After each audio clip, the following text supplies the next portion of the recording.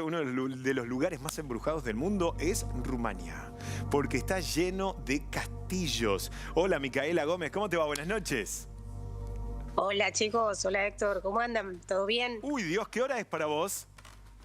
Y 7:15 de la mañana, con lluviecita, Uy, todo para darle un contexto bastante más tenebroso a este programa paranormal. más paranormal imposible, che, qué locura. Bueno, es así como lo dije, los castillos embrujados de Rumania realmente son, además de todo lo lindo que tiene el lugar, una atracción turística, ¿no? Sí, así es, ahí. Así es. Todos sabemos que Rumania es tierra de mitos, de leyendas, de cosas raras. No solo por la historia de Drácula que dio vuelta alrededor del mundo, sino también porque hay otras historias que yo viviendo como local he descubierto cuando he empezado a vivir acá. Y una de ellas es hoy, que los traje a un lugar, este es el patio del castillo que ahora los voy a llevar al frente para que vean, que está medio embrujado. Tiene una historia bastante particular, Héctor, este lugar. Uy, por Estamos en favor, la ciudad de Campina, en Prahova, Rumanía. contame la historia de ese sitio, por favor. Bien, mientras los llevo caminando a la puerta y les voy mostrando que estoy dando la vuelta a este lugar. Este es un castillo que se llama, el castillo de Campina y lo creó. La historia viene así, viene con un tema familiar, Héctor. El padre tenía una hija, estamos hablando de una persona muy, muy, muy importante de Rumania, a finales del siglo XIX, historiador, político, filólogo. Tenía una hija de 19 años, muere de tuberculosis. Muy joven. Sí. Estamos hablando que la muerte sucedió en 1888. Miren lo que es ese castillo. Ay, Lo Dios. maravilloso de este lugar es que este castillo fue construido por instrucciones de esta persona fallecida. Así lo dijo el padre. Después de que murió su hija, el padre quedó como con mucho evento traumático. Entonces empezó a hacer sesiones de espiritismo, de esoterismo, para conectarse con ella, que eso era un auge en Europa en ese contexto. No solo logró conectarse con ella, sino también que creó en memoria de ella este castillo que tiene 3 torres y que ella le fue indicando paso a paso cómo realizarlo. El tema es que esto es del pasado y hasta entonces, ok, ahora no, por supuesto, no queda nadie de esa familia, pero hoy se convirtió en un lugar turístico casualmente por esta historia paranormal que estamos teniendo, porque luego del fallecimiento y de que este castillo se terminó, se han reportado diferentes tipos de historias. Ella tocaba el piano, era una chica prodigio, murió a los 19 años, hablaba muchos idiomas y se han reportado luces, se prenden y se apagan solas, se han reportado pasos, incluso en este lugar hay un piano. Y también dicen que el piano se escucha a veces solo Uy, sin Dios. que nadie esté Como el ahí haciendo chiste, nada. como el chiste, ¿no? Miren Que lo se que es toca el solo castillo. el piano. Tal cual. Para Dios ir a mío. pasar la noche. ¿Ustedes se animarían? ¿Vos te animás, Maya, a Sí, pasar? re sí. Pero vos porque sos medio fan de vivir experiencias en primera persona. Yo Sí. no me animo, ¿eh? No, a mí Absolutamente me no. encantaría, me encantaría.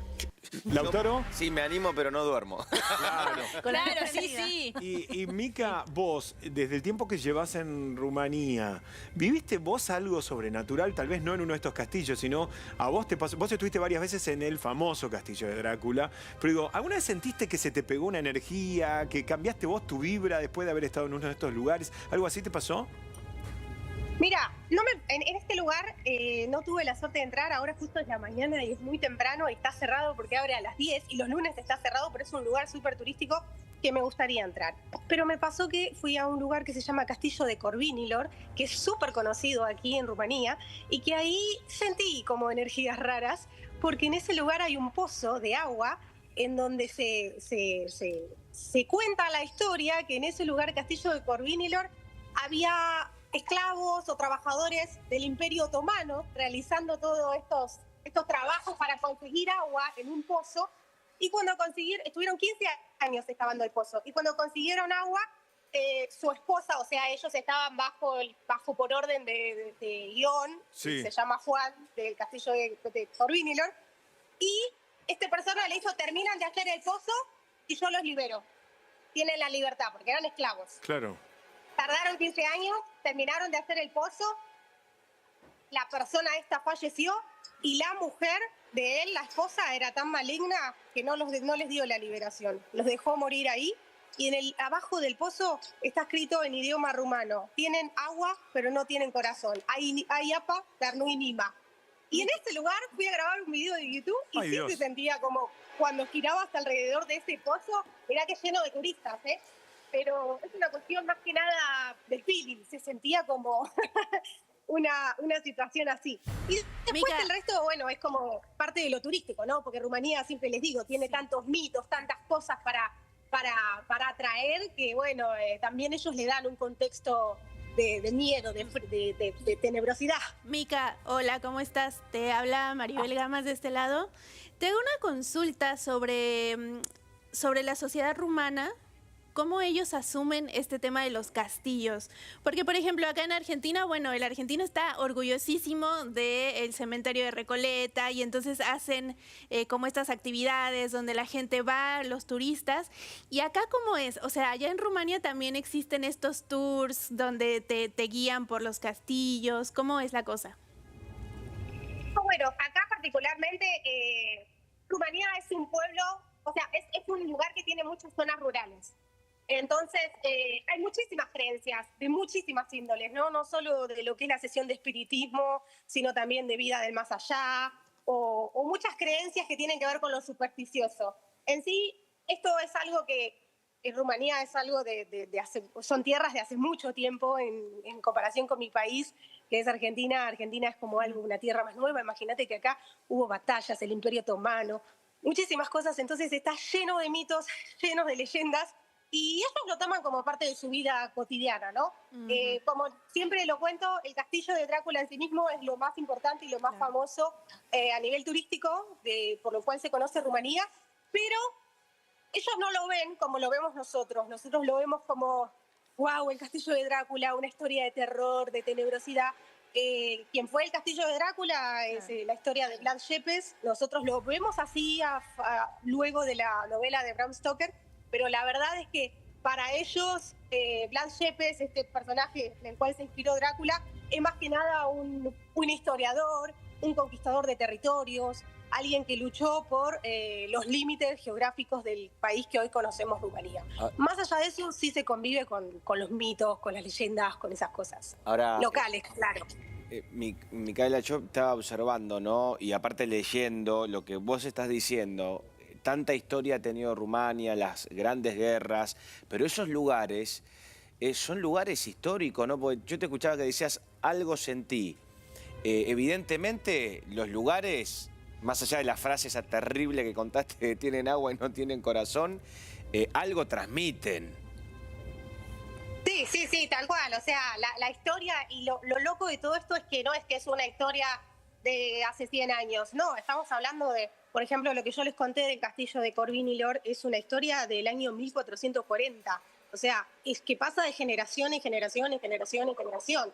Y se sigue manteniendo así. Quizás hay algún tipo de detalle que uno lo escuchó contado de un modo y otro de otro, pero siempre a lo que voy es para que una historia pueda durar tanto en el tiempo. Imagínate el poder que tiene, ¿no? Estamos en vivo, Micaela Gómez con nosotros, directo desde Rumania, en los castillos malditos. Sí, May. Una pregunta. Bueno, hola Micaela, ¿cómo estás? Quería saber, bueno, vos sos de Argentina. ¿Alguna vez conociste el Hotel Edén de La Falda? Que también tiene una historia bastante parecida en cuanto a que fue...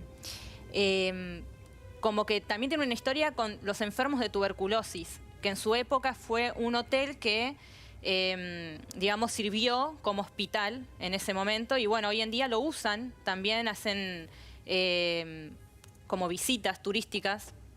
Y también se siente como una energía que, bueno, es algo real, digamos, ¿no? Existe, porque, bueno, fue en su época, digamos, casa de las personas que tuvieron esa enfermedad.